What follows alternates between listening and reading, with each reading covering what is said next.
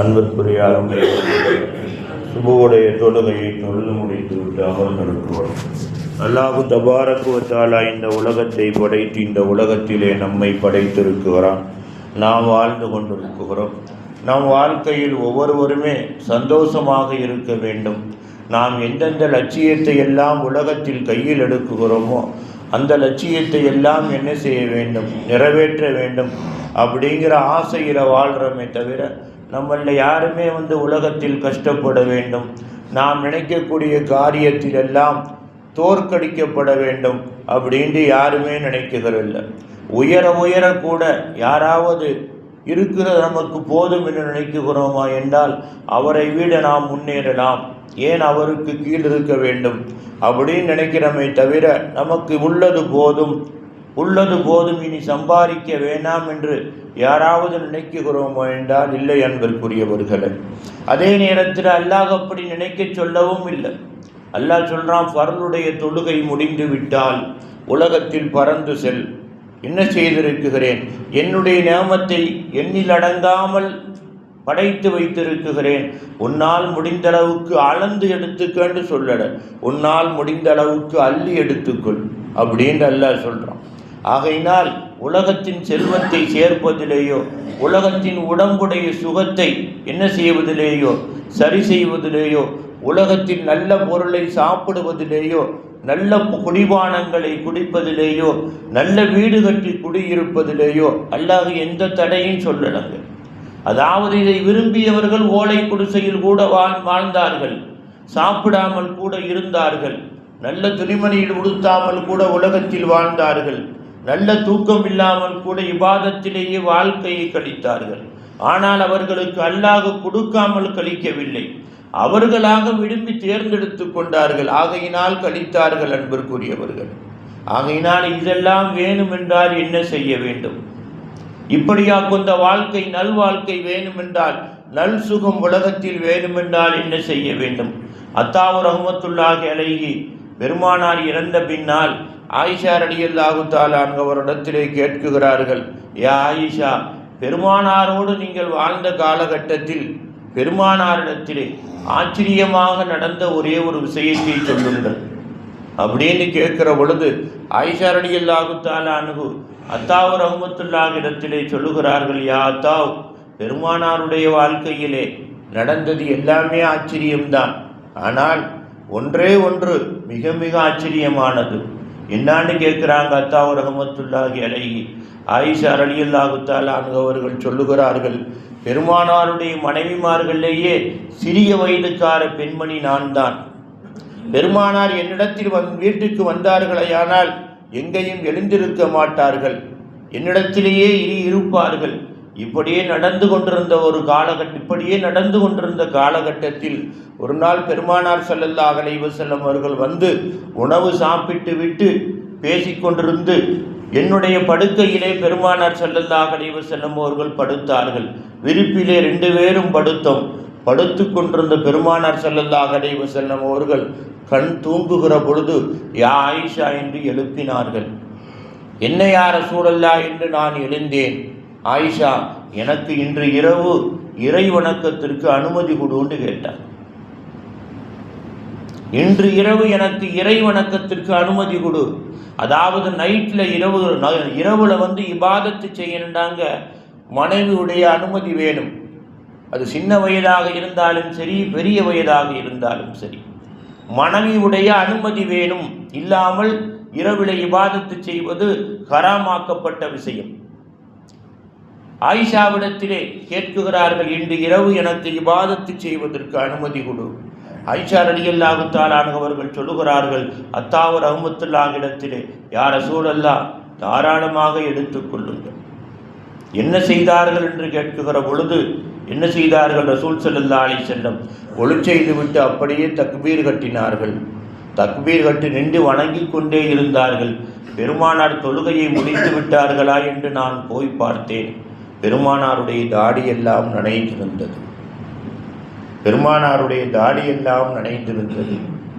நனைந்த பின்னால் அப்படியாவது முடிப்பார்களா என்று திருப்பி பார்த்தேன். அந்த தாடியில இருந்து சொட்டு விட்டது, கண்ணீர் சொட்டு விட்டது.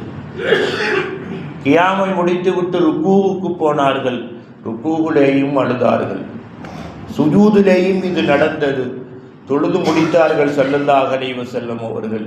ஸல்லல்லாஹு அலைஹி வஸல்லம் இடத்திலே நான் கேட்டேன், லிமாதா தபிக்கி யா ரசூலல்லாஹ் அன்த மௌசூமுன், இதற்காக யா ரசூலல்லாஹ் தொழுகையிலே அழுதீர்கள்? அன்த மௌசூமும் மினல் துனூப், பாவத்திலே இருந்து நீங்கள் விடை பெற்றவர்கள் அல்லவா? அந்த நபியுன் அந்த ரசூலுன், நீங்கள் நபி இல்லையா, நீங்கள் ரசூல் இல்லையா? அந்த அஃலல் அஹ்லாக், படைப்பிலேயே மிகச் சிறந்தவர்கள் அல்லவா நீங்கள்? அப்படி இருக்க எதற்காக அழுதீர்கள் அப்படின்னு நான் பெருமானாரிடத்திலே கேட்டேன். பெருமானார் ஸல்லல்லாஹு அலைஹி வஸல்லம் அவர்கள் சொன்னார்கள், ஆயிஷா, அதாவது சூரே ஆல இம்ரானிலே, சூரத்துல் பக்கரா முதலாவது சூரா, இரண்டாவது ஆல இம்ரான். ஆல இம்ரானிலே இருந்து எனக்கு ஆல இம்ரானுடைய கடைசி ஆயத்து இறக்கப்பட்டது. அந்த ஆயத்து இறக்கப்பட்ட உடனேயே என்னால் அழுகாமல் இருக்க முடியவில்லை. ஆயிஷா கேட்டாங்க, அப்படி அந்த ஆயத்து என்ன இறக்கப்பட்டது?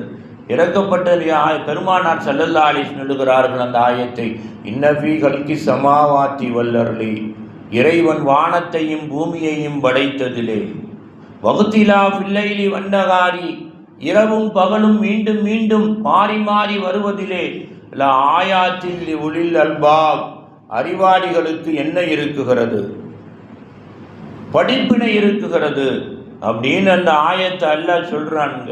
அந்த ஆயத்தை அல்லாஹ் அதை நினைத்து எதற்காக நீங்கள் அழுதீர்கள் யா ரசூலல்லாஹ்?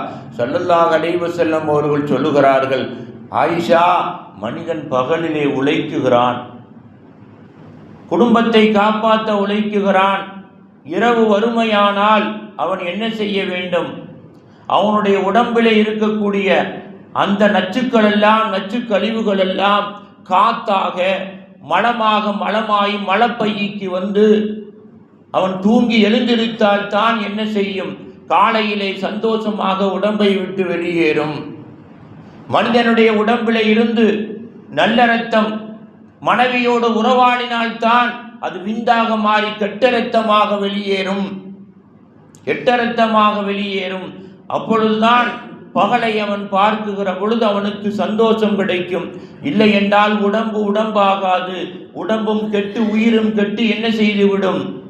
அவனும் வேகமாக அழிந்து போய் விடுவான். அடுத்தபடியாக ஒரு ஆணை அல்லாஹ் படைக்குகிறான். அந்த ஆணால் மாத்திரம் என்ன செய்ய முடியுமா என்றால், நிம்மதியை அடைந்து விட முடியுமா என்றால் அடைய முடியாது. அதற்காகத்தான் பெண்ணை படைத்தான். அடுத்தபடியாக வானம் இல்லாமல் பூமி நிற்க முடியுமா என்றால் இயங்க முடியாது. வானத்திலே இருந்து மழை பெய்யாவிட்டால் பூமி பூகம்பம் பிடித்து போய்விடும். அதே நேரத்திலே வானம் சுமந்து கொண்டிருக்கக்கூடிய அந்த தண்ணீரை பூமி ஏற்றுக்கொள்ளாவிட்டால் வானம் உலகத்தின் மீது இடிந்து விழுந்துவிடும். இந்த ஆயத்து எனக்கு இறக்கப்பட்ட உடனே எனக்கு தூக்கம் வரவில்லை. ஆகையினால் தான் உன்னிடத்திலே அனுமதி கேட்டு எழுந்து போய்விட்டேன். இதை நன்றாக சிந்திக்கக்கூடியவன் என்ன செய்வான் தெரியுமா? அல்லதீன எதுக்கூறும் அல்லாஹ் கியாம வகுஊதம் வலா ஜுனூபிஹிம். இதை நன்றாக சிந்திக்கக்கூடியவன் என்ன செய்ய மாட்டான்? இரவு பூரா தூங்க மாட்டான். இதை சிந்திக்கக்கூடியவர்கள் யாரென்றால், எதுக்கூறும் அல்லாஹ் கியாம வகுஊதன் வலா ஜுனூபிஹிம். என்ன செய்வார்கள் தெரியுமா? நின்றவர்களாக, உட்கார்ந்தவர்களாக, ஒருக்கணித்து படுத்தவர்களாக என்ன செய்வார்கள்? இறைவனை நினைப்பார்கள். இரவு நேரத்திலே, பகல்ல மாத்திரம் நினைக்க மாட்டாங்க, இரவில் ஒரு பகுதியிலே நினைப்பார்கள். வானம் பூமியிலே இவ்வளவு அற்புதத்தையா படைத்திருக்கிறாய் என்று சிந்திப்பார்கள். ஆண் பெண்ணிலே இவ்வளவு அற்புதத்தையா படைத்திருக்கிறாய் என்று சிந்தித்து அல்லாஹ்விடத்திலே சொல்லுவார்கள், ரப்பனா மா கலக்குத ஹாதா பாத்தினா, இறைவா, எங்களை படைத்தது நீ வீணல்ல, இவைகளையெல்லாம் படைத்தது நீ வீணல்ல. பக்கினா அதாபன்னார், இத்தனையும் கொடுத்து உனக்கு அறியாமல் நாங்கள் பாவம் செய்கின்றோம். ஆகையினால் எங்களை நரகத்தில் நுழைத்து விடாதே என்று அல்லாஹ்வுடைய ஆயத்து இறங்கியது. தொடர்ந்து 2 பக்கம் வருது. சொன்னா 7 மணி ஆயிடும். அல்லாஹ்வுடைய ஆயத்து வருகிறது. ஆகையினால் தான் உன்னிடத்திலே அனுமதி கேட்டுவிட்டு நான் தொழுகைக்கு இரவு தொழுகைக்கு போனேன் ஆயிஷா அப்படின்னு சொல்லிட்டு சஹாபாக்கள் கேட்குறாங்க, யா ரசூலல்லாஹ், எல்லா விதத்திலும் உலகத்தில் உயர வேணுமையானால் என்ன செய்ய வேண்டும்? பெருமானார் ஸல்லல்லாஹு அலைஹி வஸல்லம் அவர்கள் சொல்லுகிறார்கள், நான் அல்லாஹ்விடத்திலே கேட்டேன், எனக்கு 2 வழி சொல்லி கொடுத்தான். எல்லா விதத்திலும் உலகத்தில் நீங்கள் நாடுகிற வரைக்கும் இருந்து நீங்களும் உயர்ந்து உங்களுடைய பிள்ளைகள் உயர்வை பார்த்துவிட்டு என்னிடத்திலே வர வேண்டுமையானால் என்ன செய்யுண்டு அல்லாட்ட கேட்டேன், எனக்கு 2 வழி சொல்லி கொடுத்தான். முதலாவது வழி என்னன்னு கேட்டாங்க சஹாபாக்கள். பெருமானார் ஸல்லல்லாஹு அலைஹி வஸல்லம் அவர்கள் சொன்னார்கள், எது உன்னிடத்தில் இருக்குகிறதோ அதை வைத்து உன்னிடத்தில் இருக்கக்கூடியது மற்றவர்களிடத்தில் இல்லை என்பது உனக்கு நன்றாக தெரியும்.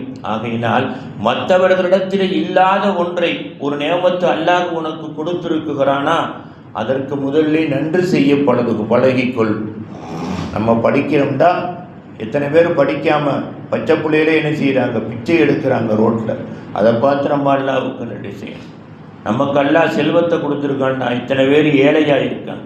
நமக்கு அல்லாஹ் கைகாலை கொடுத்துருக்காண்டா, எத்தனை பேர் கைகால் இல்லாமல் இருக்காங்க. நமக்கு அல்லாஹ் நல்ல சிந்தனையை கொடுத்துருக்காண்டா, எத்தனை பேர் பைத்தியகாரர்களாக இருக்குகிறார்கள்.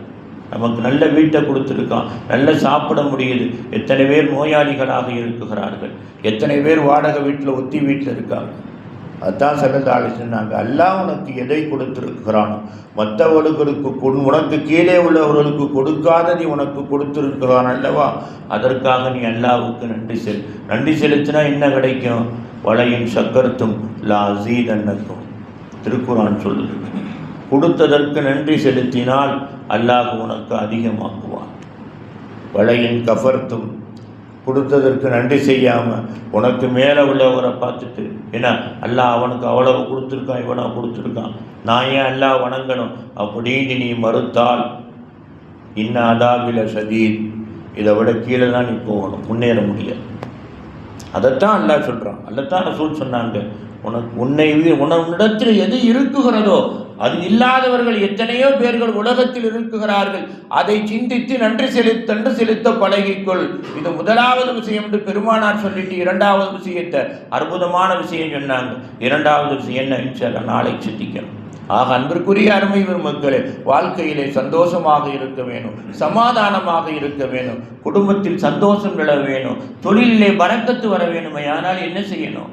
அல்லாஹ்வுக்கு நன்றி செலுத்தணும். அந்த நன்றி செலுத்துவது நம்மளிடத்தில் இருக்குமையானால் என்ன, சந்தோஷம் தானாக வரும், எதையும் தேட தேவையில்லை. சமாதானம் தானாக வரும், பணமும் மனமும் தானாக வரும், எதையும் தேட தேவையில்லை. இதுதான் நல்லவர்கள் வாழ்ந்த வாழ்க்கை. யாரையும் நம்ம பார்க்கக்கூடாது, நம்மளை தான் நம்ம பார்க்கணும். நம்ம கீழே உள்ளானவங்களை பார்த்து நம்ம அல்லாஹ்வுக்கு நன்றி செலுத்தணும். அதாவது அல்லாஹ் ஒன்றை சொல்லி முடிக்கிறேங்க, அல்லாஹ் உலகத்தை படைத்து உலகத்திலே ரிசுக்கை எங்கெங்கேயோ பரத்தி விட்டு இருக்குகிறான்.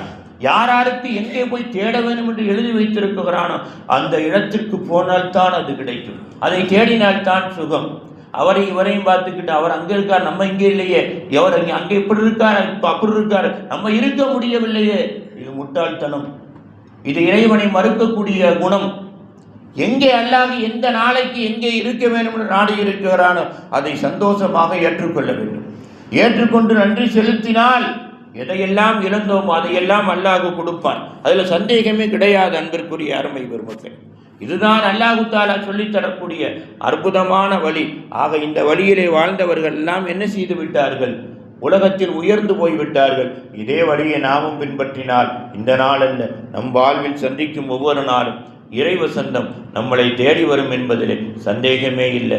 அந்த நல்ல பாக்கியத்தை வல்லநாயன் ரப்பு தஆலா உங்களுக்கும் எனக்கும் இந்நாளல்ல எந்நாளும் நிரந்தரமாக தந்த அருள் புரிவானாக. வாகிர தஅவானா அனில் ஹம்துலில்லாஹி ரப்பில் ஆலமீன்.